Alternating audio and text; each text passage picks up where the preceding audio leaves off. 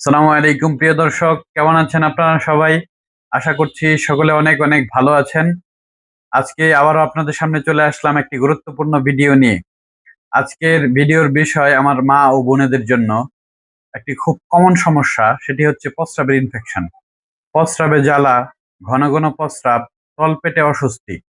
মেয়েদের মধ্যে ইউটিআই হওয়ার সম্ভাবনা পুরুষদের তুলনায় বেশি। এর কারণগুলো হচ্ছে: মেয়েদের ইউরিনারি পথ ছোট, প্রস্রাবের রাস্তা এবং পায়ুপথ খুব কাছাকাছি, গর্ভাবস্থার সময় প্রস্রাবে ইনফেকশন হতে পারে, অনেক ক্ষেত্রে পানি কম খেলে প্রস্রাবে ইনফেকশন হতে পারে।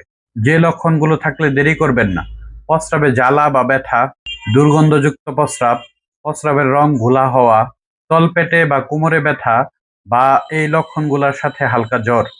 অনেক মেয়েরা যা করে, লজ্জায় কাউকে বলে না, ফার্মেসি থেকে অনেক সময় ওষুধ কিনে খায় এবং ঔষধের কোর্স কমপ্লিট করে না। এগুলো হচ্ছে সবচেয়ে বড় ভুল। ইউটিআই থেকে বাঁচতে প্রতিদিন অন্তত 8 থেকে 10 গ্লাস পানি খেতে হবে। প্রস্রাব চেপে রাখা যাবে না। পিরিয়ডের সময় পরিষ্কার থাকতে হবে।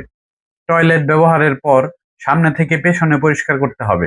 বিবাহিতদের জন্য সহবাসের পর অবশ্যই প্রস্রাবের রাস্তা ভালো করে পরিষ্কার করতে হবে। লজ্জা নয়, সতর্কতার দরকার। এই ভিডিওটা আপনার মা, বোন এবং বান্ধবীদের সাথে শেয়ার করুন। এরকম আরো স্বাস্থ্য তথ্য পেতে আমার পেজটিকে ফলো দিয়ে রাখুন। সকলকে অসংখ্য ধন্যবাদ। আসসালামু আলাইকুম।